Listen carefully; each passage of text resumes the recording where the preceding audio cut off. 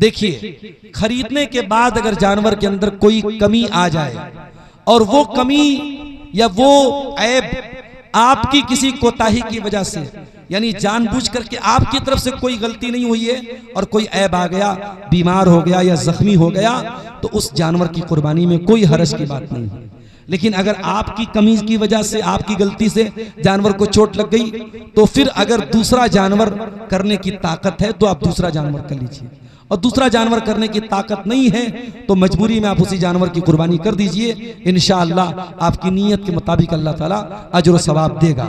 लेकिन बहरहाल खरीदने के बाद अगर कोई ऐब पैदा होता है तो इंशाअल्लाह जब आपने खरीदा था, सही सालिम था, तो उस जानवर की कुर्बानी कर सकते हैं, उसमें इंशाअल्लाह कोई हरज की बात नहीं है। वल्लाहु आलम बिस्सवाब। क्या भैंस की कुर्बानी कर सकते हैं? देखिए, भैंस उन जानवरों में से नहीं है जिन जानवरों का जिक्र कुरान में कुर्बानी के जानवरों में किया गया है।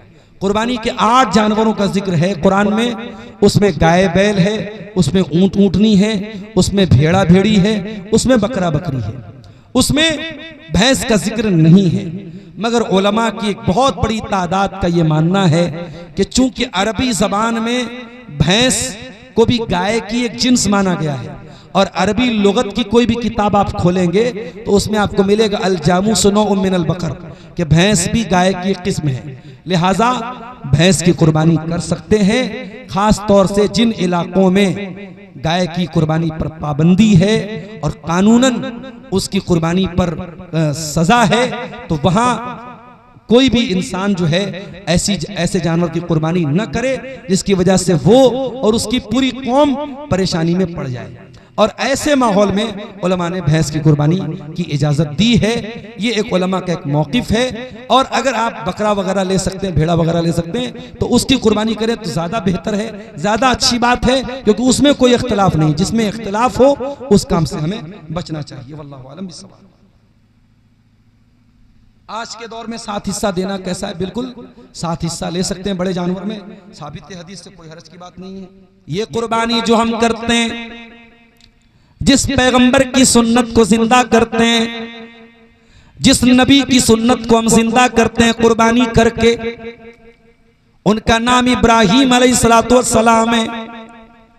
क्या कभी आपने गौर किया कि इब्राहीम कौन थे और ऐसी क्या खास बात थी उनके अंदर कि हजारों साल पहले उन्होंने कुर्बानी की और अल्लाह ताला ने कयामत तक आने वाले मुसलमानों के लिए उनकी कुर्बानी को जिंदा कर दिया। क्या आपने कभी गौर किया इब्राहीम के अंदर ऐसी क्या खास बात थी? दुनिया में लाखों मस्जिदें बनाई गई, लेकिन इब्राहीम ने जो मस्जिद बनाई थी, जो खाने काबा बनाया था, और जिस खाने काबा को बनाने के टाइम इब्राहीम अपने बेटे इस्माइल के साथ मिस्त्री का काम कर रहे थे। बाप मिस्त्री का काम कर रहा था, बेटा लेबर का काम कर रहा था। और अल्लाह ताला ने कुरान में बाप बेटे का नक्शा खींचा है, व इज़ यरफ़उ इब्राहीमुल क़वाइद मिनल बैति व इस्माइल रब्बना तक़ब्बल मिन्ना इन्नका अंतस समीउल अलीम। याद करो जब इब्राहीम खाने काबा को बना रहे थे और उनका बेटा इस्माइल भी अपने बाप का साथ दे रहा था। दोनों बाप बेटे रुए जमीन पर अल्लाह की इबादत का पहला घर बना रहे थे, खाने काबा बना रहे थे, लेकिन उनके दिल में कोई घमंड नहीं था, उनके सीने में कोई फख्र नहीं था, उनकी जबान पर कोई बड़ाई नहीं थी। दोनों खाने काबा बना रहे थे और क्या कह रहे थे? रब्बना तक़ब्बल मिन्ना इन्नका अंतस समीउल अलीम। ऐ अल्लाह हमारे इस अमल को तू कबूल फरमा ले, तू दिलों का हाल जानने वाला, तू सबकी दुआओं को सुनने वाला है। ऐ अल्लाह हमारी इस नेकी को तू कबूल फरमा ले। इब्राहीम ने खाने काबा बनाया था और आज दुनिया के लाखों मुसलमान करोड़ों खर्च करके वहां पहुंचते हैं और उस खाने काबा का तवाफ करते हैं। और इब्राहीम की बीवी हाजरा ने जिस सफा और मरवा का चक्कर लगाया था वहां का चक्कर लगाते हैं। और जो जमजम इस्माइल जब प्यासे थे उनकी प्यास को बुझाने के लिए अल्लाह ताला ने जो पानी भेजा था जमजम का पानी, आज दुनिया के लाखों मुसलमान मक्के में जाते हैं और जमजम पीते हैं और घर भी लेके आते हैं। कोई मरने लगता है उसको जमजम पिलाते हैं, कोई बीमार होता है उसको जमजम पिलाते हैं। मेरे प्यारे साथियों, ऐसी क्या खास बात थी इब्राहिम के अंदर? आज की तकरीर में हम जानने की कोशिश करेंगे इब्राहिम के अंदर ऐसी क्या क्वालिटी थी, ऐसी क्या विशेषता थी, ऐसी क्या खूबी थी कि अल्लाह ताला ने इब्राहिम को यह दर्जा दिया था। कुरान करीम को उठाइए, कुरान का 14वां पारा, अल्लाह तबारक व तआला इब्राहिम अलैहिस्सलाम का इंट्रोडक्शन कराता है, उनका तारुफ कराता है 2 आयतों के अंदर। इन्ना इब्राहिम काना उम्मतन कानितन लिल्लाहि हनीफा। इब्राहिम अकेले एक उम्मत के बराबर थे। ओ लोगों, ओ कस्बा पूर्णिया के मेरे मुस्लिम भाइयों, ओ बिहार की सरजमीन से ताल्लुक रखने वाले मेरे भाइयों, अभी मौलाना जो बंगाल से आए हैं हमारे बाद जिनका खिताब होने वाला है हजरत अली साहब, बंगाल के हालात बताने लगे कि बंगाल के हालात तब्दील हो गए। आज इतनी बड़ी कम्युनिटी, इतनी बड़ी कौम है हिंदुस्तान के अंदर, लेकिन जरा से हमें हमको शिकायत होती है कि हालात बदल गए, हुकूमत बदल गई तो हालात बदल गए। गौर करो मेरे प्यारे साथियों, इब्राहिम अकेले थे पूरी कौम के मुकाबले में। पूरी कौम बुतों की इबादत करती थी, पूरी कौम शिर्क करती थी, पूरी कौम अल्लाह ताला का इनकार करती थी। इब्राहिम अकेले अल्लाह की तौहीद पर चलते थे। बाप भी उनके खिलाफ, खानदान भी उनके खिलाफ, गांव वाले भी उनके खिलाफ, बस्ती वाले भी उनके खिलाफ। अल्लाह ने फरमाया इन्ना इब्राहिम कान उम्मतन। ओ लोगो, इब्राहिम अकेले एक उम्मत के बराबर थे, एक कम्युनिटी के बराबर थे, एक समाज के बराबर थे। पता ये चला आपकी तादाद अल्लाह ताला क्या मैटर नहीं करती, आपकी संख्या और आपका बहुत ज्यादा हो जाना अल्लाह क्या ये मैटर नहीं करता। आपका ईमान कितना पक्का है, आपकी तौहीद कितनी पक्की है, आपको अल्लाह ताला से कितनी मोहब्बत है, अल्लाह ताला क्या ये मैटर करता है। अल्लाह फरमाता है इन्ना इब्राहिम कान उम्मतन। इब्राहिम अकेले एक उम्मत के बराबर थे। कानितन लिल्लाह, और इब्राहिम अल्लाह ताला के फरमाबरदार थे। अब्दुल गफ्फार साहब, अल्लाह के फरमाबरदार तो हम भी हैं। कैसे हैं?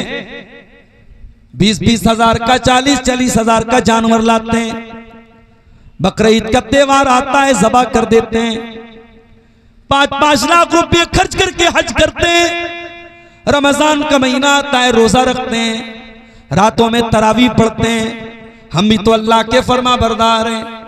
अल्लाह ने फरमाया नहीं नहीं मेरे बंदो, तुम्हारी फरमाबरदारी अलग है और इब्राहिम की फरमाबरदारी अलग है।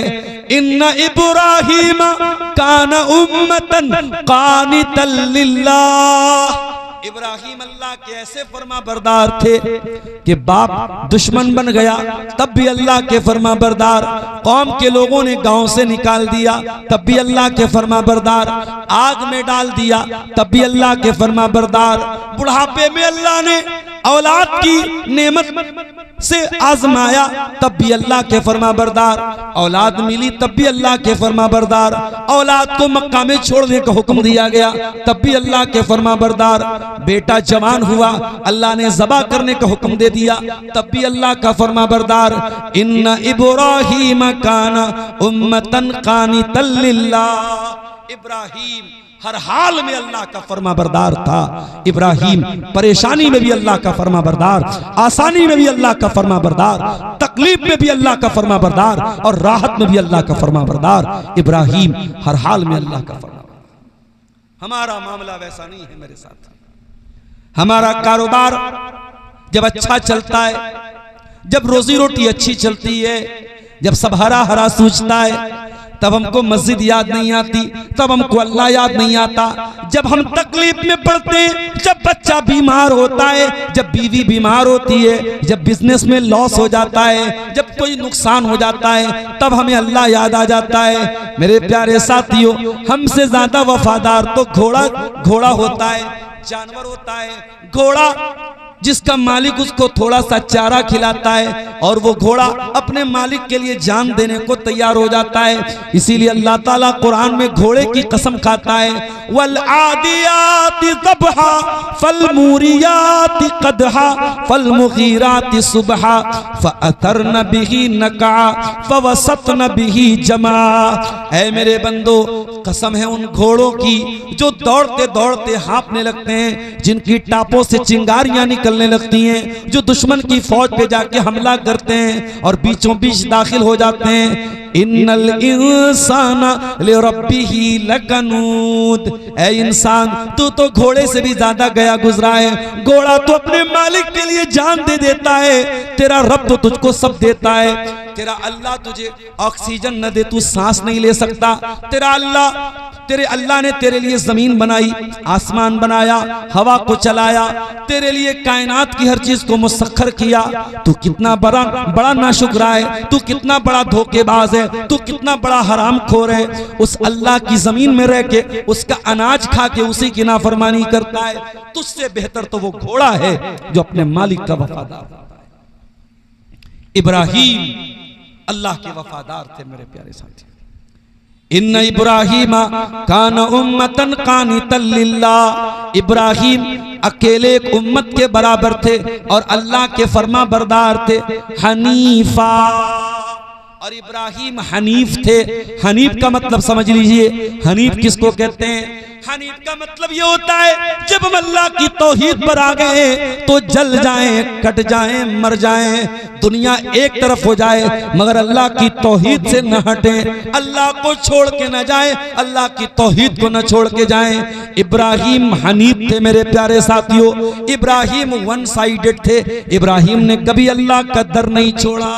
ओ मुसलमानों, तुम्हारे ऊपर जरा सी मुसीबत आती है, तुम तो कब्रों पे जाके सजदा करने लगते हो, तुम तो मज़ारों पे जाने लगते हो, तुम तो पीरों के पास जाने लगते हो, तुम तो लाल काले पीले धागे पहनने लगते हो। मुसलमानों, तुम्हारी तौहीद तो पल भर में बर्बाद हो जाती है। इब्राहीम ने कभी अपनी तौहीद को बर्बाद न होने दिया। इब्राहीम हनीफ थे, वन साइडेड थे, अल्लाह वाले थे, हमेशा अल्लाह की तौहीद के साथ कायम रहे, कभी अल्लाह की तौहीद को छोड़ के नहीं गए। आपको एक बात बताऊं, इब्राहीम वो नबी हैं जिनको दुनिया में अगर 3 लाख लोग हैं तो 2 लाख लोग उनसे प्यार करते हैं, अगर 3 करोड़ लोग हैं तो 2 करोड़ लोग उनसे प्यार करते हैं। दुनिया की 2/3 आबादी इब्राहीम से प्यार करती है, इब्राहीम को सम्मान देती है, इब्राहीम को इज्जत देती है। मुसलमान तो मानता ही मानता है, यहूदी भी उनको मानते हैं, यहूदी उनको 4 फादर मानते हैं अपना, यहूदी कहते हैं हम उन्हीं की औलाद हैं। ईसाई भी उनको अपना बाप मानते हैं, ईसाई भी मानते हैं कि ईसा अलैहिस्सलाम उन्हीं की औलाद में से हैं। ईसाई भी इज्जत करता है, यहूदी भी इज्जत करता है, मुसलमान भी इज्जत करता है, मगर फर्क ये है मेरे प्यारे साथियों, इब्राहीम तौहीद वाले थे और तौहीद पर अगर कोई कायम है तो मुसलमान कायम है। यहूदियों ने भी शिर्क किया, ईसाइयों ने भी शिर्क किया। इसीलिए अल्लाह कुरान में कहता है मा काना इब्राहीम यहूदियों वला नसरानिया। ओ लोगों, इब्राहीम ना तो यहूदी थे ना तो ईसाई थे, वलाकिन काना हनीफम मुस्लिमा, वो पक्के मुसलमान थे, पक्के तौहीद वाले थे। आज आप भारत में देख लीजिए कितने मुसलमान हैं जाके कब्रों पे अपनी बहू बेटियों के साथ सजदे कर रहे हैं। अभी 2 दिन पहले मेरा प्रोग्राम उत्तर प्रदेश के सिद्धार्थ नगर में था और मैं ट्रेन से जा रहा था, रास्ते में एक स्टेशन आया अकबरपुर, जहां से एक दरगाह बहुत करीब है, कछौचा शरीफ जिसको बोलते हैं, उस दरगाह के लिए औरतों की मर्दों की लाइन लगी है और मजार का और कब्र का जो पानी है, जिस पानी से कब्र को धुला जाता है, वो पानी औरतें और लड़कियां ड्रम में भर भर के अपने घरों को ले जा रही हैं। मेरे प्यारे साथियों, हमें दूसरों से क्या शिकवा करें, हम गैर मुस्लिमों से क्या शिकवा करें। आज अपने आप को मुसलमान कहने वाला भी कहीं कब्रों पर सजदा कर रहा है, कहीं पीरों के आगे झुक रहा है, कहीं तावीज पहन रहा है, कहीं धागे पहन रहा है, कहीं अल्लाह को छोड़ के किसी और के ऊपर भरोसा कर रहा है। इब्राहिम ने हमें सबक दिया है कि पक्के तौहीद वाले बनो, वलम यकु मिनल मुशरिकीन। इब्राहिम मुशरिक नहीं थे मेरे प्यारे। इब्राहिम कैसे थे? फरमाया शाकिरल लिअनउमिही। इब्राहिम अल्लाह ताला की नेमतों पर अल्लाह का शुक्रिया अदा करने वाले थे। अय अल्लाह, इब्राहिम तो हमेशा आजमाए गए, इब्राहिम ने तो सब्र किया, और तू कह रहा है कि इब्राहिम शुक्र करने वाले थे। पता ये चला सब्र करना आसान काम है, शुक्र करना मुश्किल काम है। आपसे मैंने पूछा भाई साहब क्या हाल है? आपने कहा अल्हम्दुलिल्लाह, अल्लाह का शुक्र है। जबान से तो आपने अल्लाह का शुक्र अदा किया, लेकिन मेरे जाने के बाद आपने कहा अरे यार बड़ी परेशानी है, कारोबार में बड़ा मंदा चल रहा है, खेती में पैदावार बहुत कम हुई है। ओ लोगों, जब आपको ये लगे कि आप बड़ी परेशानी में हैं, कभी अस्पतालों का चक्कर जाके लगा लीजिए, कभी पटना के कैंसर हॉस्पिटल में चले जाइए, कभी कटिहार के मेडिकल हॉस्पिटल में चले जाइए, आपकी आंखें खुली की खुली रह जाएंगी। इतने मरीज पड़े हैं दुनिया में, इतने बीमार पड़े हैं दुनिया में, इतनी तकलीफों में लोग दुनिया में कि आप तसव्वुर नहीं कर सकते, आप सोच नहीं सकते मेरे साथियों। अभी उड़ीसा का एक वाकया मीडिया में आया, दुनिया ने थू की कि आज भी इंडिया के अंदर ऐसा हो रहा है। जीतू मुंडे नाम का एक आदमी, जिसकी बहन का इंतकाल हो गया, और बहन का बैंक में अकाउंट था, 17-18 हजार रुपये बहन के अकाउंट में थे। जीतू मुंडे अपनी बहन का पैसा लेने के लिए बैंक जाता है और कहता है मेरी बहन का इंतकाल हो गया है और मेरी बहन का इकलौता वारिस मैं हूं। ऐ बैंक वालों, अपनी बहन का इकलौता वारिस मैं हूं, मेरी बहन का पैसा मुझे ट्रांसफर किया जाए, मुझे दिया जाए। बैंक वालों ने कहा हम कैसे मान ले आपकी बहन मर गई, आपको डेथ सर्टिफिकेट लाना पड़ेगा, आपको मृत्यु प्रमाण पत्र लाना पड़ेगा, आपको इस बात का सबूत लाना पड़ेगा कि आपकी बहन का इंतकाल हो गया है। जीतू मुंडे गरीब आदमी था, अनपढ़ आदमी था, उसे क्या मालूम कि मृत्यु प्रमाण पत्र कहां बनता है। वो बहुत हाथ जोड़ के अपील करता रहा बैंक वालों से। बैंक वाले टस से मस न हुए। 17-18 हजार रुपये का अमाउंट था, छोटा अमाउंट था मेरे साथियों, उस गरीब के लिए बहुत बड़ी रकम थी। वो बेचारा थक हार के जाता है और जहां पर उसने अपनी बहन को दफनाया था, अपनी बहन की कब्र खोदता है। वो आदिवासी था, शायद आदिवासियों के भी कुछ कबीले अपने मुर्दों को कब्र में दफनाते हैं। उसने अपनी बहन की कब्र खोदी और बहन की 2 महीना पुरानी लाश जो कंकाल बन चुकी थी, अपनी बहन के कंकाल को पीठ पे लाता है और बैंक में लाके बैंक वालों के सामने लाके रख देता है और कहता है ओ बैंक वालों, तुम मुझसे सबूत मांग रहे थे, लो मैं सबूत लेके आ गया। मेरी बहन मर चुकी है, ये मेरी बहन का कंकाल है, ये मेरी बहन की मरी हुई बहन की लाश है, अब तो मेरी बहन का पैसा मुझे दे दो। इंसान यहां पहुंच चुका है मेरे प्यारे। आपको ये लगता है कि आप बहुत परेशान हैं, मेरे प्यारे साथियों, आपसे भी ज्यादा परेशान दुनिया में लोग मौजूद हैं। कोई लड़की है, कोई औरत है, उसे लगता है कि मैं सांवली क्यों हूं, मैं खूबसूरत क्यों नहीं हूं, मैं बहुत गोरी चट्टी क्यों नहीं हूं।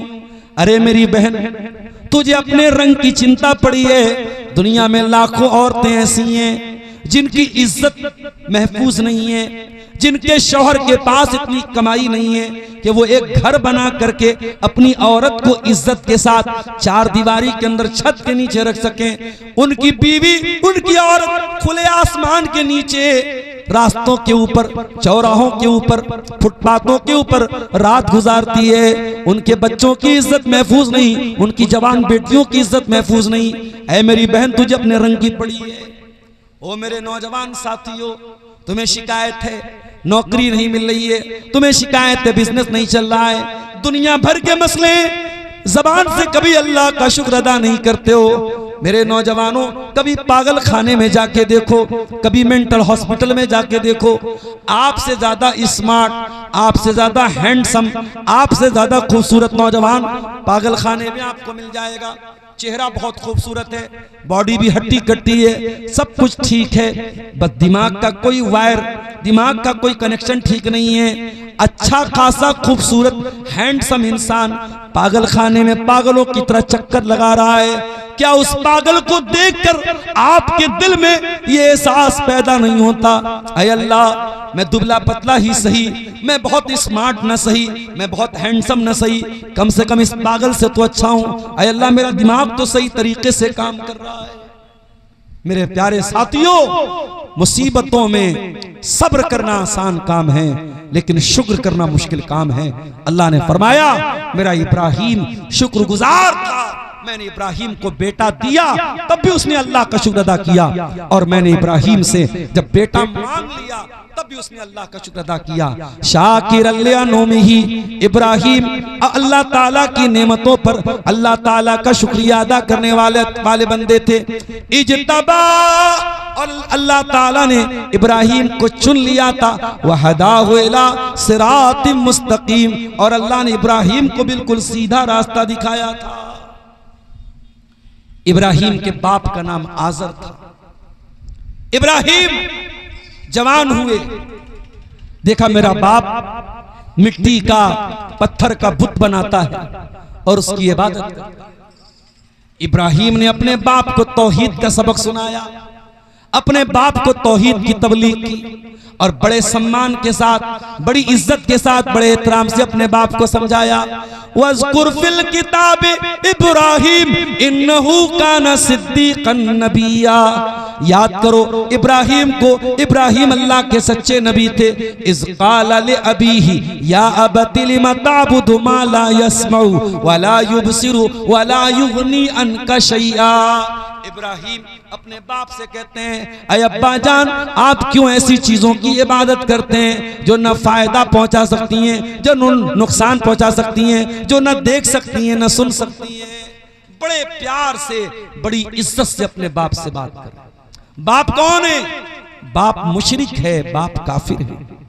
आज आप 4 पैसे कमा लें, 4 मकान बना लें, दुनिया में इज्जत हो जाए, शोहरत हो जाए, तो अपने बाप को बुरा भला कहने लगते हो, अपने बाप को डांटने लगते हो। कान खोल के सुन लो, तुम दुनिया के लिए कुछ भी हो जाओ, बड़े बड़े चीफ जस्टिस बन जाओ, IAS ऑफिसर बन जाओ, IPS ऑफिसर बन जाओ, चीफ मिनिस्टर बन जाओ, प्राइम मिनिस्टर बन जाओ, दुनिया के किसी भी कोने में चले जाओ, जब अपने बाप के पास बैठा करो तो ये समझ करके बैठा करो, मेरा बाप, मैं इसका बेटा हूं, ये मेरा बाप है। जब माँ के कदमों में बैठा करो, ये सोच के बैठा करो, ये मेरी जन्नत है, इसके कदमों के नीचे मेरी जन्नत है। बाप से ऊंचा बनने की कोशिश न करना, माँ से ऊंचा बनने की कोशिश न करना। बाप बाप होता है मेरे प्यारे साथियों। इब्राहिम अपने बाप को तबलीग कर रहे हैं, तौहीद की दावत दे रहे हैं। बाप काफिर है, बाप मुशरिक है, मगर इब्राहिम के लहजे में कोई खटास नहीं है, कोई बदतमीजी नहीं है, कोई तल्ख लहजा नहीं है। बड़े प्रेम से, बड़े प्यार से, बड़े सम्मान से बाप से कहते हैं, अब्बा जान, आप क्यों ऐसी चीजों की इबादत करते हैं?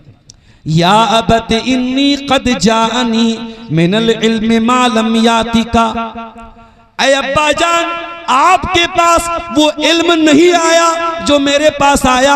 फत्तबेनी अहदिका सिरातन सविया, अब्बा जान आप मेरी पैरवी कीजिए, मैं आपको सीधे रास्ते पे लेके चलूंगा। या अबती ला ताबुदिश शैतान, ऐ अब्बा जान शैतान की पूजा न करना, शैतान की इबादत न करना। इन्नहु काना लिर्रहमान असिया, अब्बा जान शैतान अल्लाह ताला का बहुत बड़ा नाफरमान है। ऐ अब्बा जान, मैं चाहता हूं कि कहीं आप शैतान के साथी बनके कहीं जहन्नम की आग में न चले जाएं, इसलिए अब्बा जान आप मेरी बात मान लीजिए। पता ये चला कि तौहीद का मतलब बदतमीजी नहीं होता है। आज आप कटिहार और पूर्णिया और सीमांचल के जिस बेल्ट से आपका ताल्लुक है, आपसे करीब में आपको ऐसे लोग भी मिलेंगे। इसी अररिया में आप चले जाएं, बहुत बड़ी तादाद आपको ऐसी मिलेगी जो अहले हदीस नहीं है, जो तौहीद से दूर है, जो कब्रों पे सजदा करने वाले हैं, शिर्क करने वाले हैं। बारसोई चले जाएं, अररिया चले जाएं, किशनगंज चले जाएं, एक बड़ी तादाद आपको ऐसी मिलेगी। मेरे प्यारे साथियों, आपको अल्लाह ने तौहीद की नेमत से नवाजा है, आप शिर्क नहीं करते, आप कब्रों पर सजदा नहीं करते। इसका मतलब ये नहीं कि आपका अखलाक खराब हो जाए। आपको अगर कभी मौका मिले अपने किसी मुसलमान भाई को तौहीद को समझाने का, दावत देने का, तो आपका अंदाज उतना ही प्यारा होना चाहिए, उतना ही मीठा होना चाहिए जो अंदाज हजरत इब्राहिम अलैहिस्सलाम का था। उन्होंने तौहीद की दावत दी, मगर पूरे सम्मान के साथ और पूरी इज्जत के साथ अपने बाप की इज्जत का भी ख्याल रखा, अपने बाप के सम्मान का भी ख्याल रखा और अपने बाप को तौहीद की दावत दी। लेकिन इब्राहिम का बाप बड़ा जिद्दी था, बड़ा हठधर्म था। क़ाल अराग़िबुन अंत अन आलिहती या इब्राहिम लइल्लम तंतही लअरजुमन्नका वहजुरनी मलिया। कहा इब्राहिम, बाप दादा का मजहब छोड़ना चाहते हो? जिसको हमारे बाप दादा जिनकी इबादत करते थे, पूजा करते थे, उनको तुम छोड़ना चाहते हो? ऐ इब्राहिम, अगर तुम बाज नहीं आए लअरजुमन्नका, पत्थरों से मार मार के तुम्हें खत्म कर दूंगा। वहजुरनी मलिया, चले जाओ, मुझे छोड़ के निकल जाओ यहां से। अल्लाह अकबर। इब्राहिम अब्बा जान कह के बात कर रहे हैं, और इब्राहिम का बाप बेटा भी नहीं कह रहा है, बेटा भी नहीं कह रहा है, नाम लेके कह रहा है, जान से मारने की धमकी दे रहा है। इतना सख्त अंदाज बाप ने अपनाया। इब्राहिम का लहजा अभी भी सख्त नहीं हुआ। इब्राहिम ने उसी प्यार भरे लहजे में जवाब दिया, क़ाल सलामुन अलैक सअस्तग़फिरु लक रब्बी इन्नहु कान बी हफिया। ऐ अब्बा जान, कोई बात नहीं। ऐ अब्बा जान, अगर आपको मेरी बात समझ में नहीं आती, कोई बात नहीं, मैं अल्लाह ताला से दुआ करूंगा आपकी माफी के लिए, आपकी मग़फ़िरत के लिए, आपकी बख्शिश के लिए मैं अल्लाह ताला से दुआ करूंगा। इब्राहिम ने वादा तो कर लिया, लेकिन जब बाद में अल्लाह ने बता दिया कि ऐ इब्राहिम, तुम्हारा बाप मुशरिक है और मुशरिक के लिए मग़फ़िरत की दुआ नहीं कर सकते, तो इब्राहिम ने फौरन ऐलान किया, तबर्रा मिन्हु। इब्राहिम ने ऐलान किया कि मेरे बाप से मेरा कोई ताल्लुक नहीं है। अगर मेरा बाप अल्लाह के दीन को कबूल नहीं करता है, अगर तौहीद को कबूल नहीं करता है, तो मैं अपने बाप की मग़फ़िरत की दुआ जो मैंने जो मांगी थी, मैं उससे रुजू करता हूं, और आज के बाद मैं इस तरीके की कोई दुआ नहीं करूंगा। पता ये चला, अल्लाह ताला के यहाँ रिश्ता नाता बाद में देखा जाएगा, पहले ईमान देखा जाएगा, पहले अकीदा देखा जाएगा। आज इंसान बिरादरी पनास करता है, मैं शेरशाबादी हूँ, मैं शेख हूँ, मैं अंसारी हूँ, मैं सैयद हूँ, मैं पठान हूँ। हो लोगों, ये बिरादरियां जो आपने बनाई हैं, ये बिरादरी जान पहचान के लिए तो ठीक है, ये नाम बताने के लिए तो ठीक है, लेकिन खबरदार, अगर दिल के किसी कोने में ये बैठा हुआ है मेरी बिरादरी ज्यादा अच्छी है, मेरी बिरादरी ज्यादा ऊंची है, मेरा मकाम ज्यादा ऊंचा है, तो कान खोल के सुन लो। कुरान कहता है, या अय्युहन्नास इन्ना खलकनाकुम मिन ज़करिन व उन्सा, ऐ इंसानों, तुम एक माता पिता की संतान हो, एक माँ बाप की औलाद हो, एक आदम और एक हव्वा की औलाद हो। वजअलनाकुम शुऊबन व क़बाइल लितआरफू, ये तुम्हारी जो बिरादरियां बनाई गई, ये जो तुम्हारे खानदान बनाए गए, ये जान पहचान के लिए बनाए गए। इन्ना अक्रमकुम इंदल्लाहि अत्क़ाकुम, ओ लोगो, तुम में सबसे ज्यादा इज्जत वाला वो है जिसके अंदर अल्लाह का तकवा सबसे ज्यादा है, अल्लाह का डर सबसे ज्यादा है। यहाँ ये नहीं देखा जाएगा आप किसके बेटे हैं और किसके बाप हैं और आपकी बिरादरी क्या है, अल्लाह क्या ये नहीं देखा जाएगा। अल्लाह क्या आपका अकीदा देखा जाएगा, अल्लाह क्या आपकी तौहीद देखी जाएगी। हजरत नूह अलैहिस्सलाम का बेटा, हजरत नूह अलैहिस्सलाम का बेटा उनकी आंखों के सामने डूब के मर गया और जहन्नम की आग में जलेगा। अपने बाप पे ईमान नहीं लाया। क्यों नहीं? इसलिए कि नूह अलैहिस्सलाम ने बहुत तबलीग की, बहुत समझाया, मगर उनका बेटा ईमान नहीं लाया। शायर कहता है, बगावत पर हो आमादा तो डूबे नूह का बेटा, यहाँ नामो नसब की बरतरी से कुछ नहीं होता। अल्लाह क्या ये नहीं देखा जाएगा आप किसके बेटे हैं, आप किसके बाप हैं? अल्लाह क्या आपका अमल देखा जाएगा, आपकी तौहीद देखी जाएगी। मेरे प्यारे साथियों, इब्राहिम का बाप ईमान नहीं लाया और इब्राहिम अपने बाप को छोड़ के चले गए। बाप को छोड़ दिया इब्राहिम ने, अल्लाह की तौहीद के लिए बाप को छोड़ दिया। आसान काम नहीं होता है बाप को छोड़ना। जिनके बाप जिंदा हैं शायद उन्हें मेरी बात समझ में ना आए, जिनके बाप मर चुके हैं उनको मेरी बात समझ में आएगी। बाप जब तक जिंदा रहता है एक दीवार बन के खड़ा रहता है। बहुत सारे मसले मसाइल और जिंदगी की बहुत सारी समस्याएं जब तक बाप जिंदा रहता है हमें एहसास तक नहीं होने देता, हमें भनक तक लगने नहीं देता। जब बाप मर जाता है तब हमें एहसास होता है कि बाप कितनी बड़ी दीवार बन के खड़ा था और बाप की वजह से हम कितनी सारी मुसीबतों से दूर थे। मेरे प्यारे साथियों, इब्राहिम ने अल्लाह के लिए अपने बाप को छोड़ दिया। और उसूल याद रखना, कानून याद रखना, जब आप अल्लाह के लिए कोई चीज छोड़ेंगे अल्लाह जरूर उसका बेहतरीन बदला आपको देगा। ये अल्लाह के रसूल की हदीस भी है, मन तरक लिल्लाहि शैअन अव्वदहुल्लाहु खैरम मिनहा। जो अल्लाह ताला के लिए कोई चीज छोड़ देगा अल्लाह उससे बेहतरीन चीज उसको अता फरमाएगा। इब्राहिम ने अल्लाह की तौहीद के लिए अपने बाप को छोड़ा था, अल्लाह ने उसका बदला क्या दिया?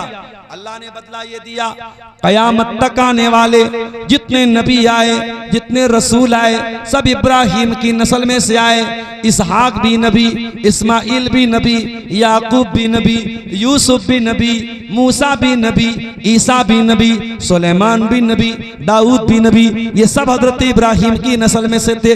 यहाँ तक कि अल्लाह ने अपना आखिरी नबी जनाब मोहम्मद रसूलुल्लाह सल्लल्लाहु अलैहि वसल्लम को जब भेजा तो अल्लाह के आखिरी नबी भी इब्राहिम की नस्ल में से थे, इस्माइल अलैहिस्सलाम की औलाद में से थे। अल्लाह ने इब्राहिम को बदला ये दिया है, उन्होंने अल्लाह की तौहीद के लिए बाप को छोड़ा, अल्लाह ने नबियों का बाप बना दिया। मेरे प्यारे साथियों, आप अल्लाह के लिए कोई चीज छोड़ देंगे अल्लाह आपकी कुर्बानी को बर्बाद नहीं करेगा। अल्लाह ने इब्राहिम को नबियों का बाप बना दिया। और आगे बढ़िए, एक दिन बादशाह ने बुलवाया, कहा इब्राहिम तुम किसको अपना रब मानते हो? काला रब्बी अल्लज़ी युह्यी व युमीत, काला अना उह्यी व उमीत। नमरूद ने कहा तुम किसको अपना रब मानते हो? इब्राहिम ने कहा मैं उस अल्लाह को अपना रब मानता हूं जो जिंदगी देता है, मौत देता है। नमरूद ने कहा इसमें कौन सी बड़ी बात है, मैं भी जिंदगी देता हूं, मैं भी मौत देता हूं। उसने जेल से, उसने कैद खाने से दो कैदियों को बुलवाया, एक को फांसी की सजा दे दी और एक को आजाद कर दिया। कहा देखो मैं मौत भी देता हूं, मैं जिंदगी भी देता हूं। इब्राहिम समझ गए बादशाह एक नंबर का जाहिल है, और जाहिल से जब मुनाजरा करना हो तो फिर वहां दलील से ज्यादा अकल और मंतिक काम करती है। इब्राहिम अलैहिस्सलाम ने फौरन दूसरी दलील दे दी, काला फ़इन्नल्लाह याती बिश्शम्सि मिनल मशरिक़ फ़अति बिहा मिनल मग़रिब। कहा है नमरूद अगर तू ये कहता है कि तू हमारा रब है तो मेरा अल्लाह वो है जो सूरज को पूरब से निकालता है और पश्चिम में डुबो देता है। ऐ नमरूद तू एक काम कर, एक दिन के लिए तू उलट दे, तू सूरज को पश्चिम से निकाल करके पूरब में डुबो दे। फबुहितल्लज़ी कफर, कुरान कहता है कि वो हैरान रह गया, हक्का बक्का रह गया, और इब्राहिम की इस दलील का कोई जवाब वो नहीं दे पाया। मेरे प्यारे साथियों, पता ये चला कि इब्राहिम एक बहुत अच्छे मुनाजिर भी थे, मुनाजरा का फन भी वो जानते थे, किस तरीके से सामने वाले को कायल करना है, किस तरीके से दलील देना है, इब्राहिम बहुत अच्छी तरीके से जानते थे। इब्राहिम अलैहिस्सलाम की कौम सितारों की पूजा करती थी, सूरज की इबादत करती थी, चांद की इबादत करती थी। एक दिन इब्राहिम अलैहिस्सलाम छत पे चढ़े, उनकी कौम के लोग भी आसपास में थे। फलम्मा जन्ना अलैहिल लैलु रआ कौकबन काला हाज़ा रब्बी। जब हजरत इब्राहिम ने सितारे को देखा, सितारा चमक रहा था। कहा है लोगों, ये देखो ये सितारा जिसको तुम रब मानते हो, चलो मैं भी रब मानता हूँ। फलम्मा अफला, थोड़ी देर के बाद जब सुबह हुई सितारा गायब हो गया। इब्राहिम ने कहा, ओ लोगों, सितारा तो गायब हो गया, सितारा तो डूब गया। ला उहिब्बुल आफिलीन, और मैं डूबने वालों को पसंद नहीं करता। जो डूब जाए वो रब नहीं हो सकता, वो हमारा माबूद नहीं हो सकता। फलम्मा रअल कमरा बाज़िगन क़ाल हाज़ा रब्बी। अगले दिन इब्राहिम अलैहिस्सलाम ने जब चाँद निकला, चाँद को देख के कहा, ओ मेरी कौम के लोगों, चलो चाँद को तुम अपना रब मानते हो, चलो मैं भी मान लेता हूँ। फलम्मा अफला क़ाल लइल्लम यहदिनी रब्बी लअकूनन्न मिनल कौम मिनद्दाल्लीन। कहा है मेरी कौम के लोगों, देखो चाँद भी डूब गया, चाँद भी डूब गया। अगर मैं तुम्हारे साथ चाँद की इबादत करने वाला हो जाता तो मैं भी गुमराह हो जाता। अगले दिन सुबह को सूरज निकला। फलम्मा रअश-शम्स बाज़िगतन क़ाल हाज़ा रब्बी हाज़ा अकबर। जब सूरज निकला, सूरज तो सबसे बड़ा था देखने में, हजरत इब्राहिम ने कहा चलो सूरज को रब मान लेते हैं। फलम्मा अफलत क़ाला या कौमी इन्नी बरीउम मिम्मा तुशरिकून। जब शाम को मगरिब का टाइम आया और सूरज गुरूब हो गया, सूरज डूब गया, इब्राहिम ने ऐलान किया, ऐ मेरी कौम के लोगों, न चाँद तुम्हारा रब, न सितारा तुम्हारा रब, न सूरज तुम्हारा रब है। इन्नी वज्जहतु वजहिया लिल्लज़ी फ़तरस समावाति वल अर्ज़ हनीफ़ा। ऐ मेरी कौम के लोगों, मैंने तो अपना चेहरा उस अल्लाह की तरफ कर लिया है जो आसमानों और जमीन का पैदा करने वाला है। मैं उसी अल्लाह को अपना रब मानता हूँ, उसी अल्लाह को अपना माबूद मानता हूँ। इस तरीके से इब्राहिम अलैहिस्सलाम ने अपनी कौम को, मेरे प्यारे साथियों, तौहीद का पाठ पढ़ाया, तौहीद का सबक पढ़ाया। मगर यह काम आसान नहीं था।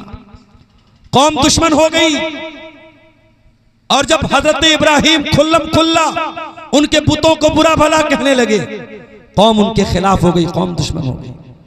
एक दिन इब्राहिम ने कहा कि ऐ मेरी कौम के लोगों, तुम्हारे इन पत्थर के माबूदों का मैं बहुत बुरा हाल करने वाला हूं। एक दिन कौम का कोई त्योहार था, कोई मेले का दिन था, सारी कौम मेला और त्योहार मनाने चली गई।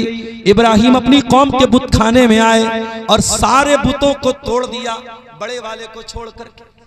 जब कौम के लोग मेले से वापस आए अपनी इबादत करने के लिए, तो देखा हमारे सारे माबूद तो टूटे पड़े हैं। कालू मन फ़अला हाज़ा बिआलिहतिना, किसने हमारे माबूदों के साथ ये काम किया है? इन्नहु लमिनज़्ज़ालिमीन, वो बहुत बड़ा जालिम है। कालू समेना फतन यज़कुरुहुम युक़ालु लहू इब्राहीम। तो कौम के कुछ लोगों ने कहा, एक नौजवान है जिसका नाम इब्राहिम है, वही इन बुतों के बारे में बुरा भला कहता है। पता ये चला कि इब्राहिम ने जब बुतों को तोड़ा था और इतना बड़ा रिस्क लिया था, वो नौजवान थे। ओ मेरे नौजवान साथियों, वो जलसे के नाम पे औरतों के पिंडाल के आसपास घूमने वाले नौजवानों, वो सड़कों पे, रास्तों पे लड़कियों के बगल से और लड़कियों के साइड से चल करके आवाजें कसने वालों और दूसरों की बहन बेटियों को देख के अपनी आंखें सेकने वाले मेरे नौजवान भाइयों, वो मोबाइल का गलत इस्तेमाल करने वाले मेरे नौजवान भाइयों, वो दिन रात बैठ करके रील्स देखने वाले मेरे नौजवानों। इब्राहिम भी तो तुम्हारे जैसे नौजवान थे, 18 साल के, 20 साल के, 22 साल के नौजवान थे। जिस उम्र में तुम बैठ करके मोबाइल पर रील देखते हो, जिस उम्र में बैठ के तुम शराब पीते हो, जिस उम्र में बैठ के तुम जुआ खेलते हो, इब्राहिम अपनी कौम से लोहा ले रहे हैं, अपनी कौम से टक्कर ले रहे हैं, अपनी कौम को चैलेंज दे रहे हैं और इतना बड़ा रिस्क ले रहे हैं। सारे बुतों को तोड़ दिया और कौम के लोगों ने कहा, है कोई नौजवान जो इन बुतों की बुराई करता है, बुलाओ उसको। इब्राहिम को लाया गया। ऐ इब्राहिम, क्या तूने इनको तोड़ा है? इब्राहिम ने झूठ नहीं बोला। इब्राहिम ने ये नहीं कहा मैंने नहीं तोड़ा है। काला बल फ़अलहु कबीरुहुम हाज़ा फस्अलूहुम इन कानू यंतिकून। कहा रे देख नहीं रहे हो, सब टूट गए, बड़ा वाला बचा है, बड़े वाले से पूछ लो, ये बता देंगे, ये बोल देंगे किसने तोड़ा है। कौम के लोगों ने थोड़ी देर दिमाग लगाया, लक़द अलिमता मा हाउलाई यंतिकून, ऐ इब्राहिम तुम जानते हो ये बोल नहीं सकते। बस इब्राहिम को यही तो उनकी जबान से निकलवाना था।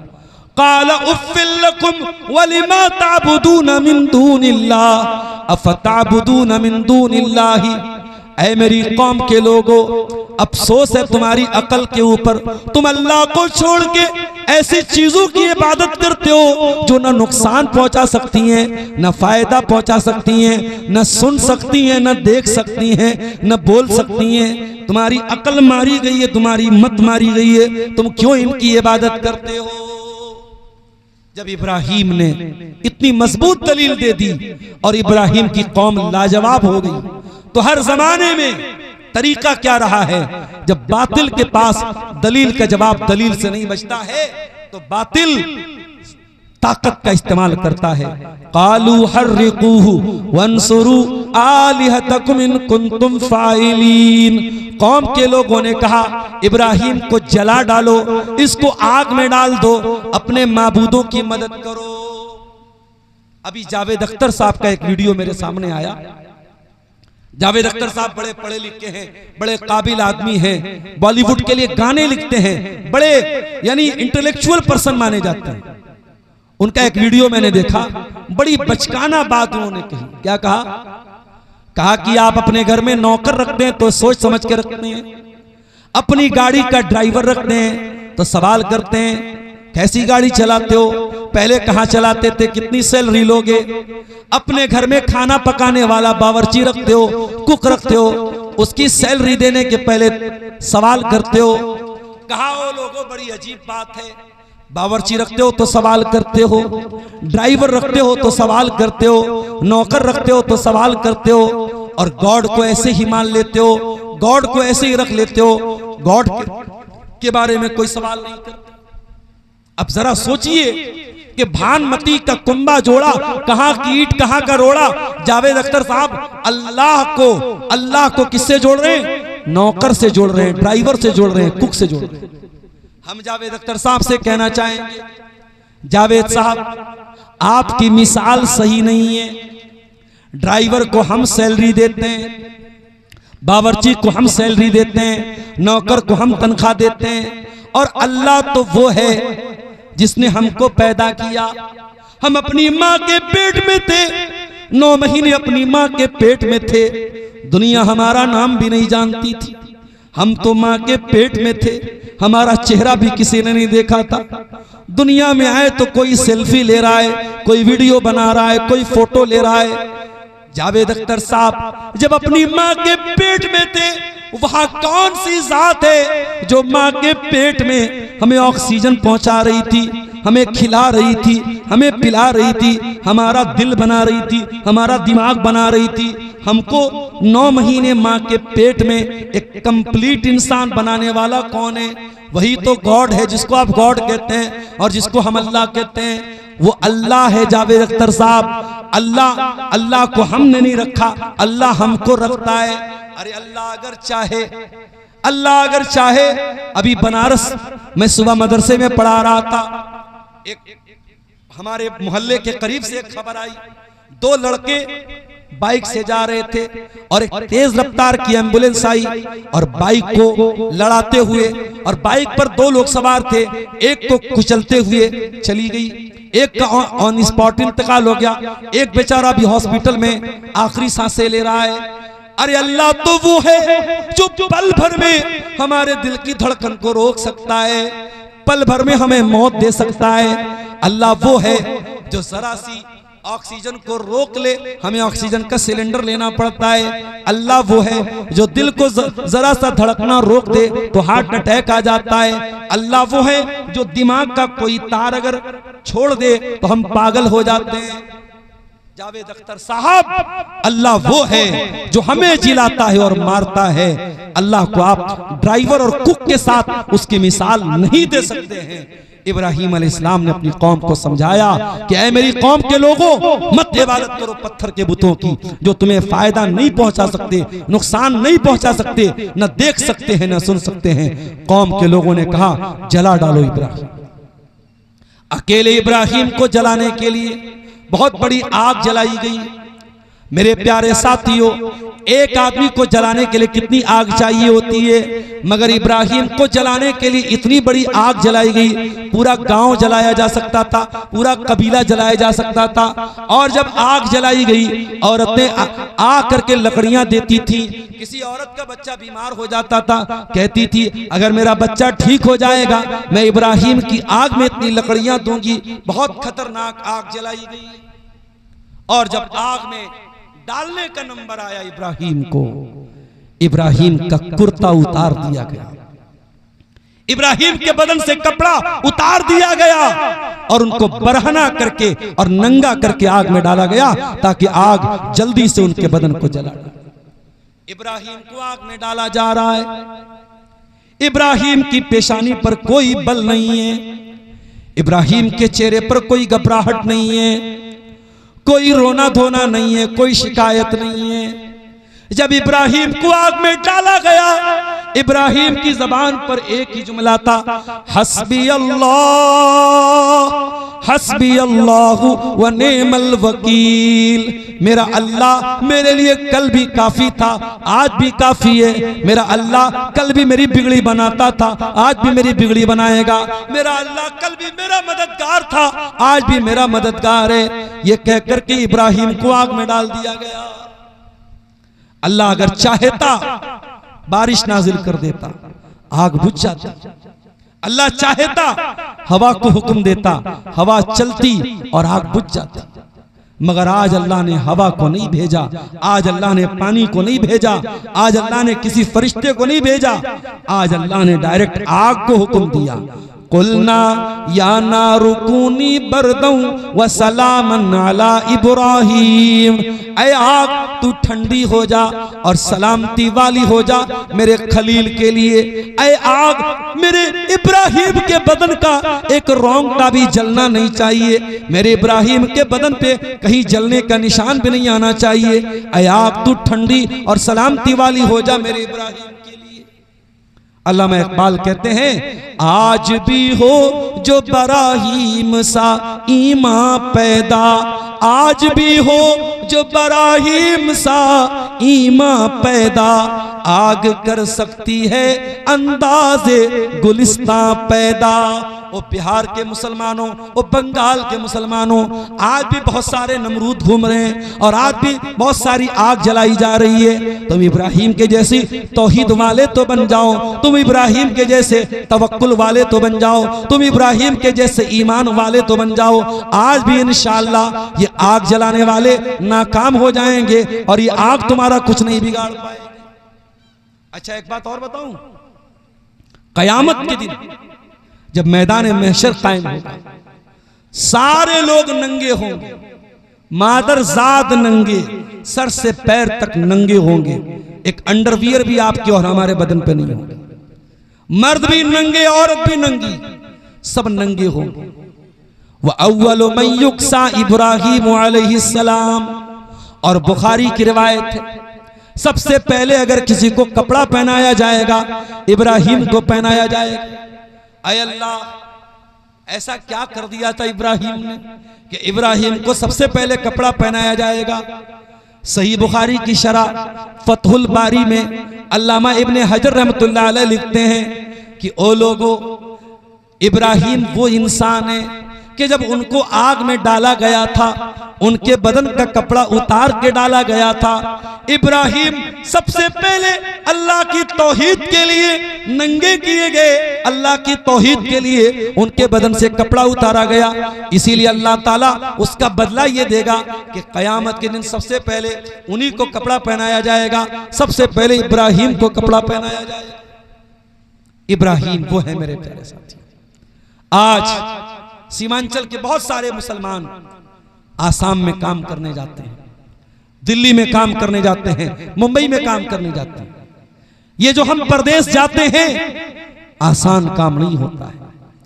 औरतें फोन पर शौहर से बात करती हैं, रोने लगती हैं। बच्चे अपने बाप से बात करते हैं, रोने लगते हैं। बड़ी मजबूरी में इंसान अपना गांव छोड़ के जाता है, अपना वतन छोड़ के जाता है, अपनी बस्ती छोड़ के जाता है। इब्राहिम भी छोड़ के जा रहे अपना गांव। इब्राहिम इराक के गांव में रहते थे, बाबिल में रहते थे। बाबिल छोड़ के जा रहे हैं। इब्राहिम रोजी रोटी के लिए नहीं जा रहे, इब्राहिम मजबूरी में जा रहे हैं। वक़ाल इन्नी मुहाजिरुन इला रब्बी सयहदीन। इब्राहिम अल्लाह ताला की तौहीद के लिए अपना गांव छोड़ के जा रहे हैं, अपना वतन छोड़ के जा रहे, हिजरत कर रहे हैं।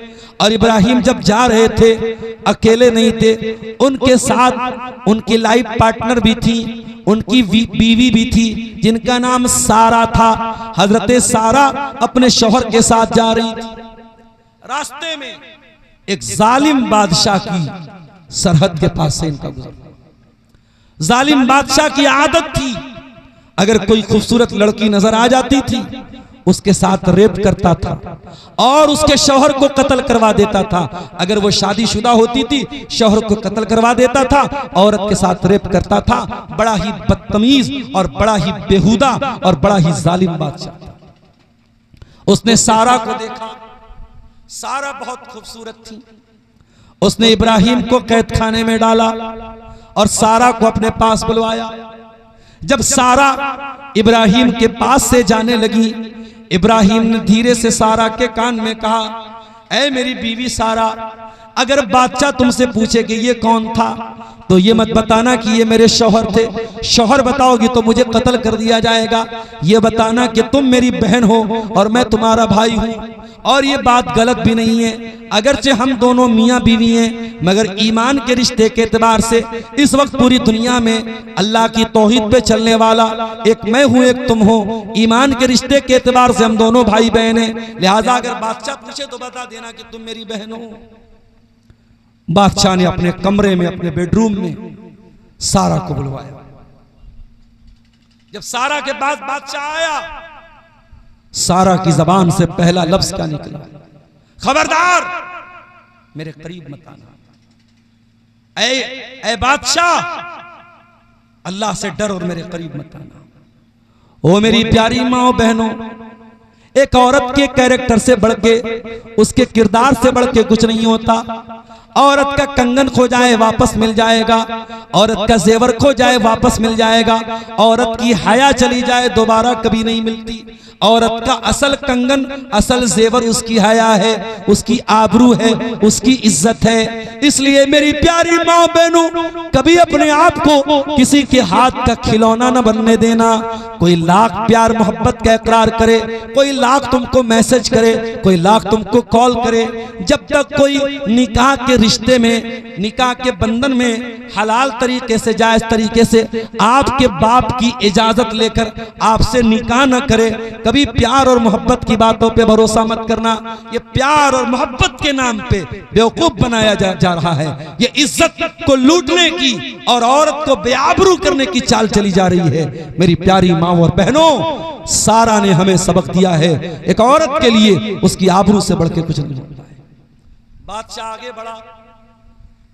इब्राहिम अलैहिस्सलाम कैद खाने में है और नमाज पढ़ रहे हैं और अपनी बीवी की आबरू की हिफाजत की दुआ कर रहे हैं।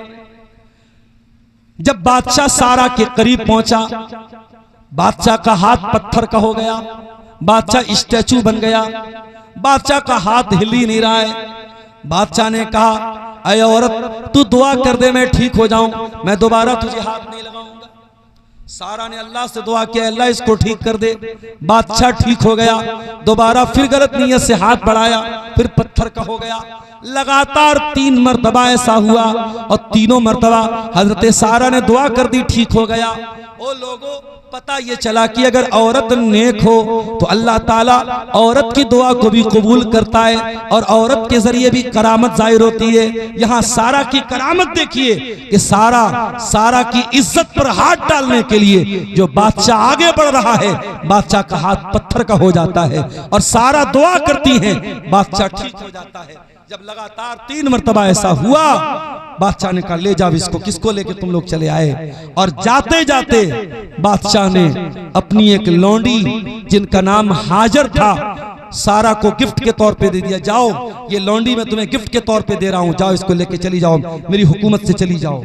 जब सारा अपने शौहर के पास आई, देखा इब्राहिम नमाज पढ़ रहे हैं और अपनी औरत की, अपनी बीवी की इज्जत की दुआएं कर रहे हैं। सारा ने दूर से देख के कहा, रद्दल्लाहु कैदल फाजिर व अखदम हाजर, ऐ मेरे शौहर, ऐ मेरे शौहर, आप जल्दी से सलाम फेर दीजिए। अल्लाह ने आपकी दुआ कबूल कर ली। अल्लाह ने बादशाह की चाल को नाकाम कर दिया और अल्लाह ताला ने हाजरा की शक्ल में हमें एक तोहफा भी दे दिया।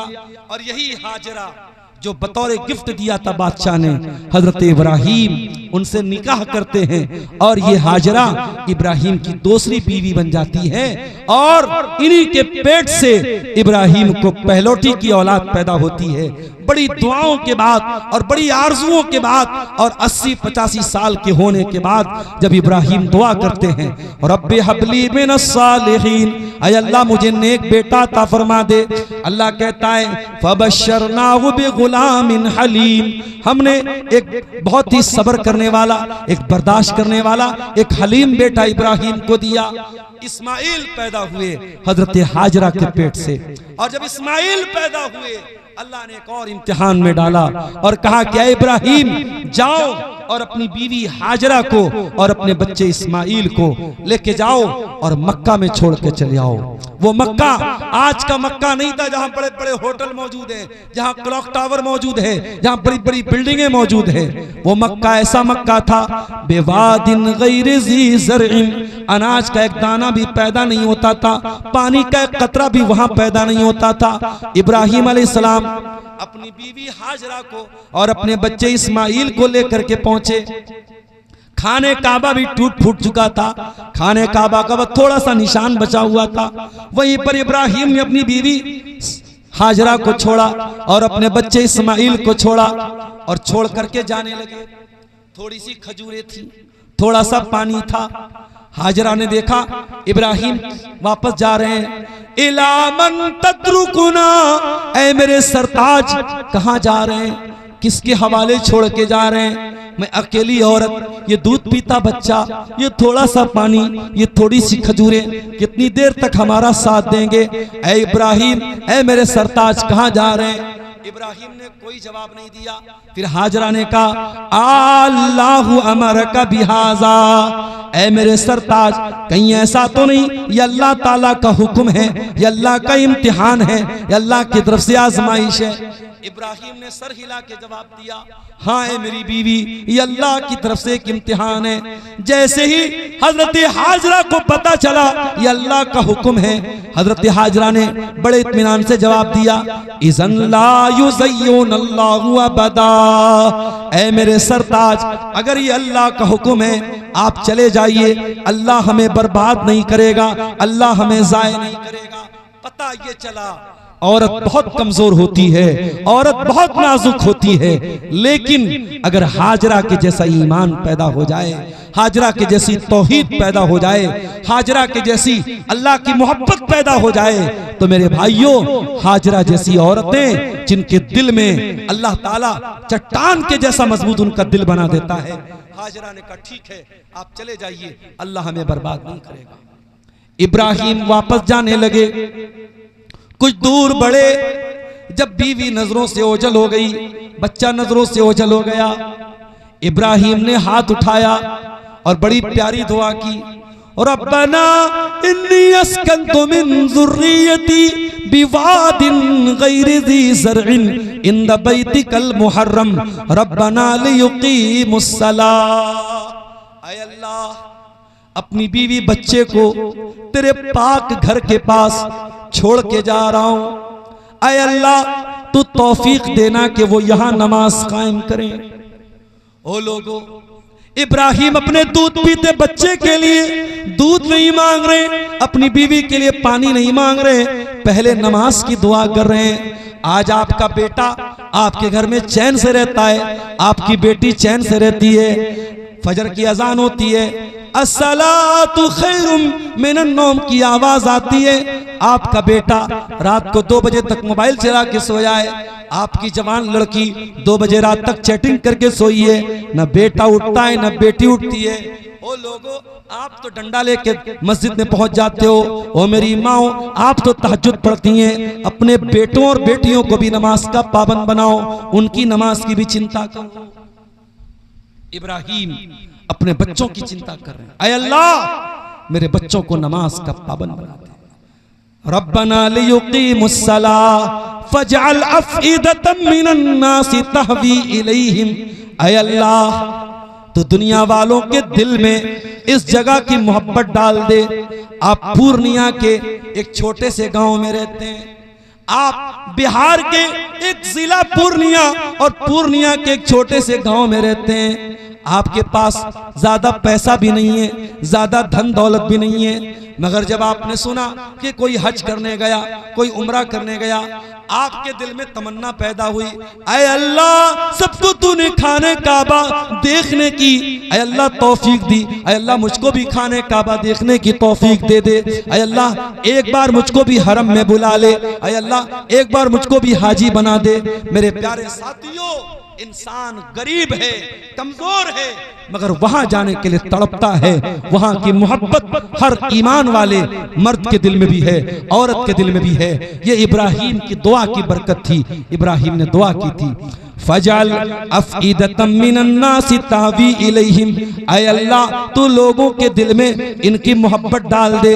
वरज़ुक़हुम मिनस समरात, और ऐ अल्लाह मेरी आने वाली नस्लों को तू फलों की रोजी अता फरमा।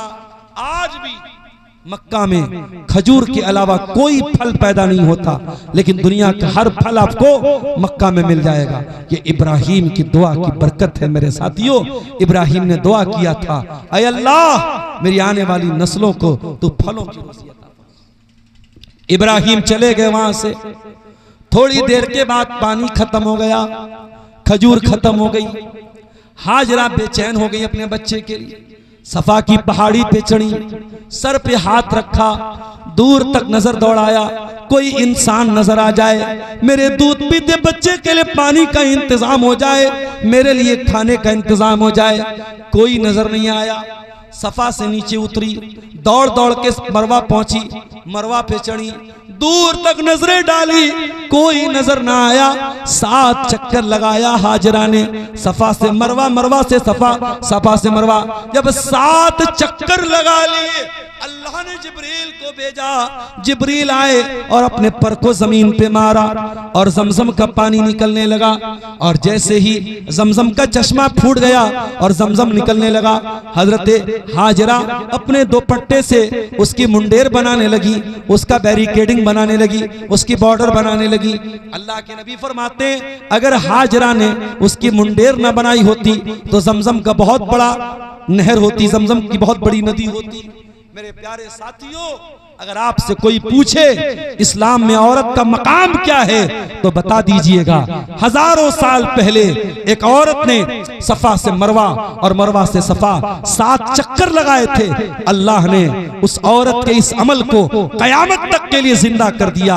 और आज भी कोई हज करेगा, कोई उम्रा करेगा, जब तक सफा मरवा का चक्कर नहीं लगाएगा, न उसका हज मुकम्मल होगा, न उसका उम्रा मुकम्मल। उसके बाद जब जमजम का इंतजाम हो गया, पानी का इंतजाम हो गया, फिर वहां पे धीरे धीरे आबादी होने लगी। और वहीं पर इस्माइल अपनी माँ की गोद में जवान हुए। बाप से दूर रहते थे, बाप फलस्तीन में रहते थे और इस्माइल मक्का में रहते थे।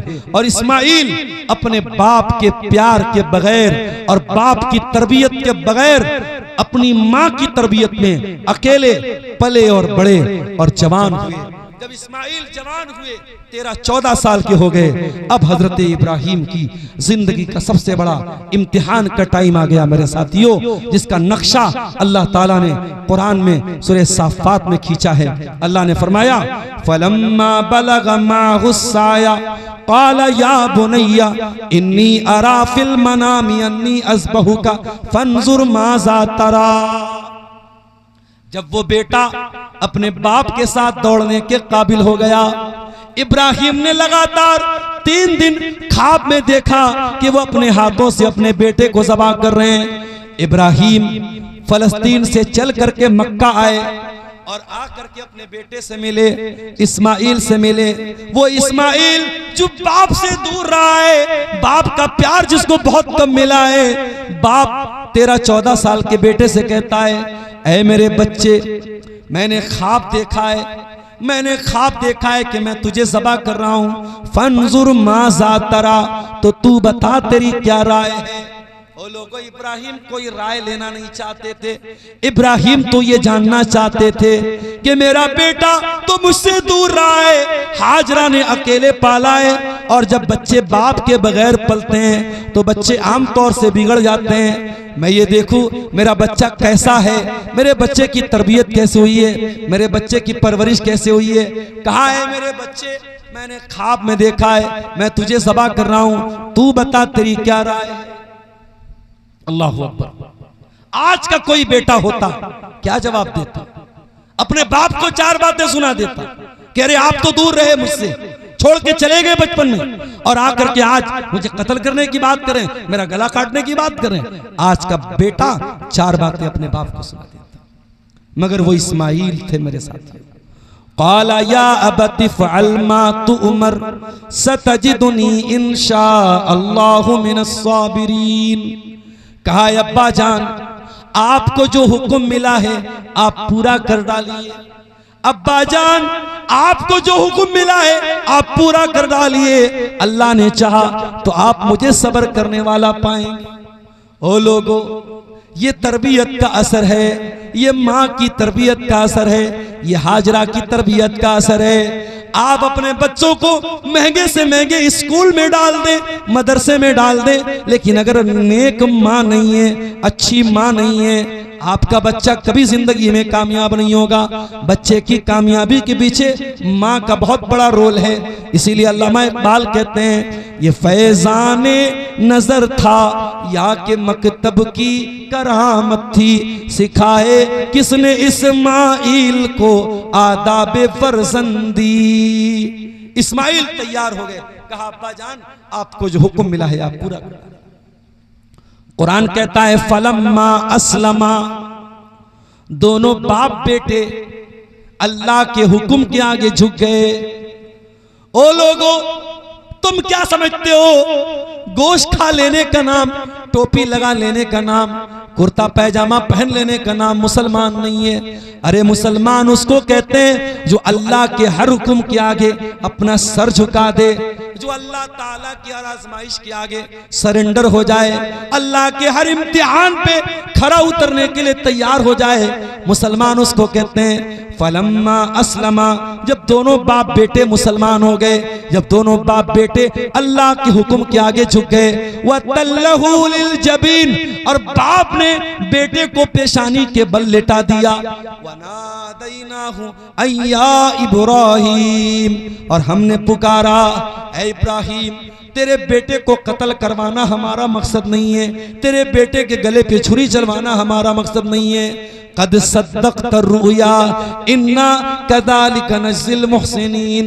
ऐ इब्राहिम, हम तो तेरे दिल में अल्लाह की मोहब्बत कितनी है, अल्लाह का डर कितना है, तू अपने बेटे से ज्यादा प्यार करता है या अल्लाह से ज्यादा प्यार करता है, हम तो ये देखना चाहते थे मेरे साथ।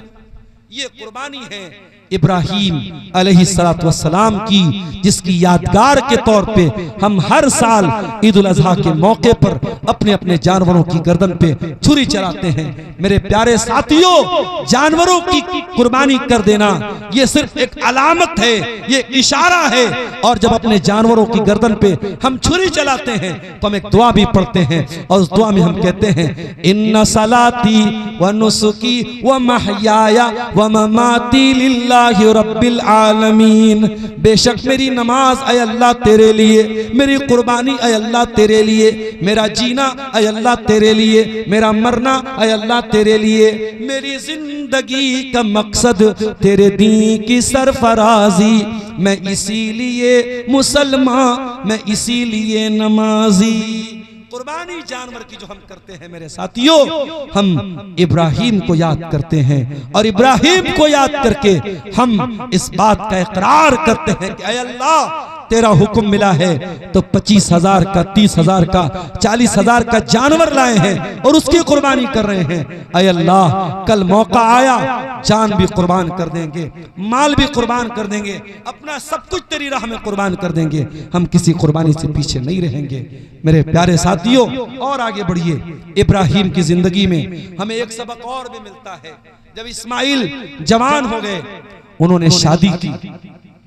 इब्राहिम मक्का में रहते, इब्राहिम फलस्तीन में रहते थे और इस्माइल मक्का में रहते थे। शादी हो गई, बीवी इनकी जो थी थोड़ी गड़बड़ थी, थोड़ी नाशुक्री करने वाली थी। इब्राहिम अपने बच्चे से मिलने के लिए आए।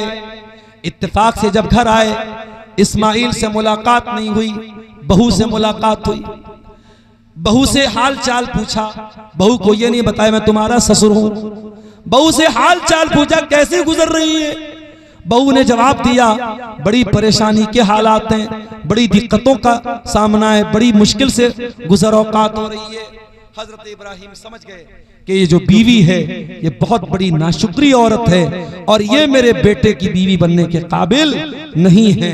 कहा, बेटी शाम को जब तुम्हारा शौहर आए तो मेरा सलाम सुना देना और कहना, गैर अतबतबाबिक, अपने दरवाजे की चौखट बदल दे। शाम को इस्माइल आए और आने के बाद उनको महसूस हुआ कि लग रहा है कोई आया था। बीवी से पूछा, कोई आया था क्या? कहा कि हाँ, एक बूढ़े इंसान आए थे और उन्होंने आपको सलाम कहा है और कहा है कि दरवाजे की चौखट बदल दीजिएगा। कहा, अच्छा, दरवाजे की चौखट बदल दीजिए, ऐसा उन्होंने क्यों कहा? तुमने क्या कहा था? बीवी ने पूरी बात बता दी।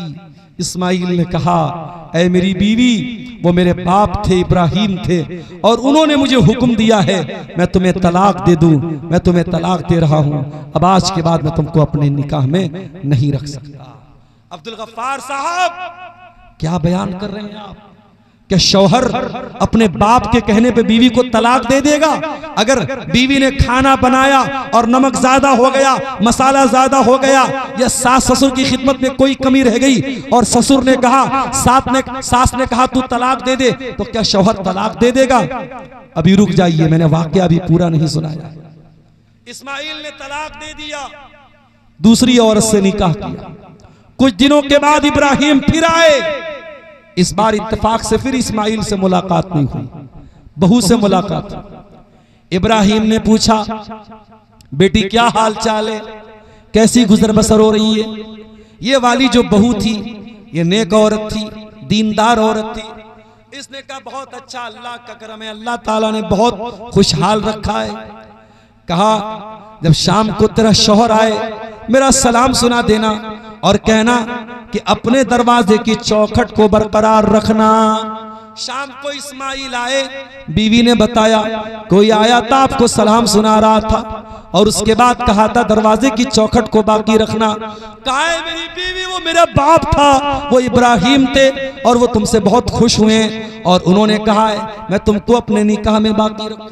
अब मसला सुन लीजिए, ससुर के कहने पर क्या शौहर बीवी को तलाक दे देगा?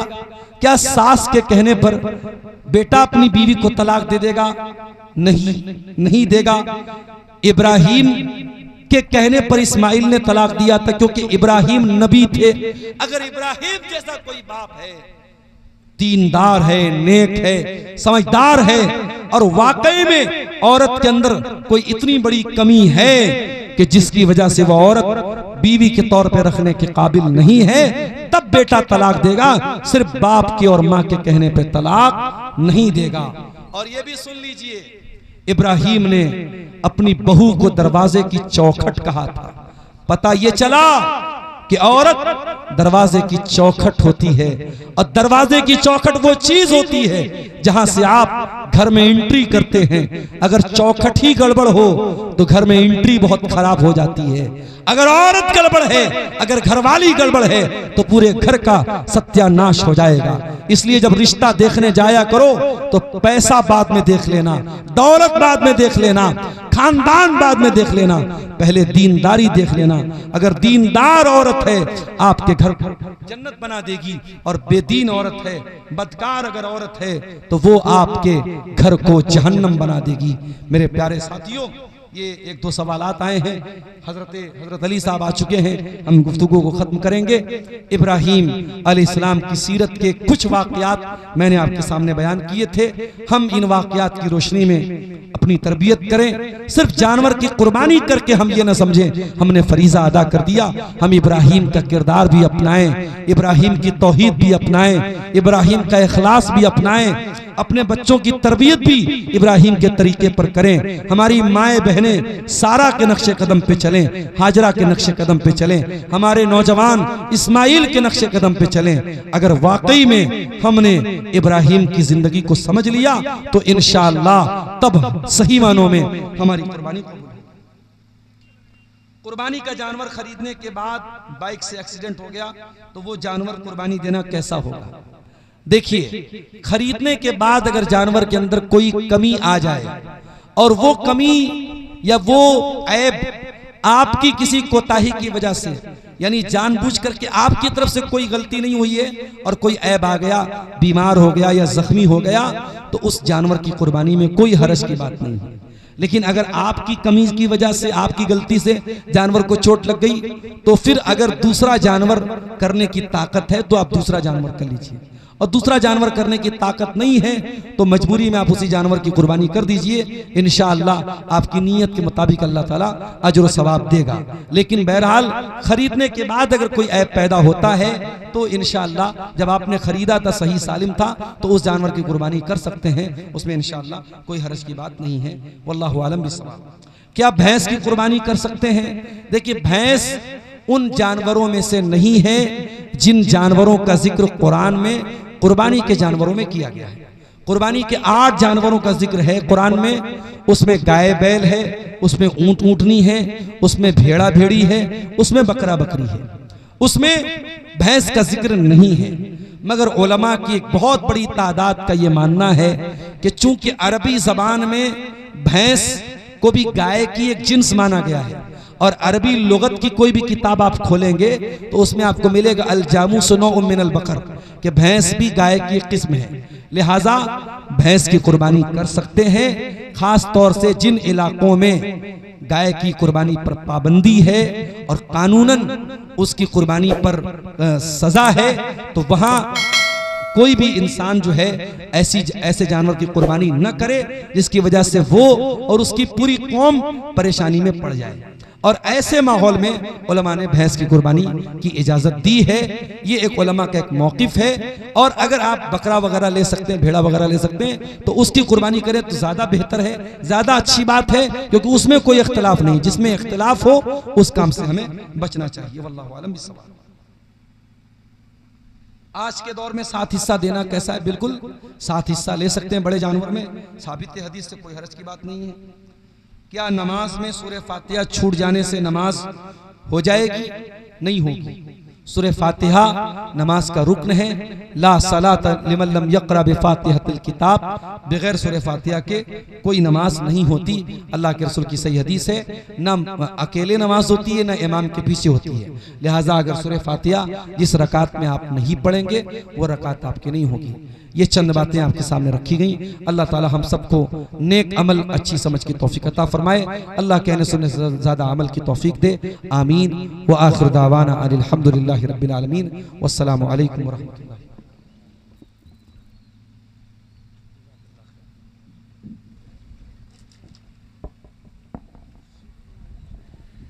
माशाअल्लाह, शुक्रन जजीला।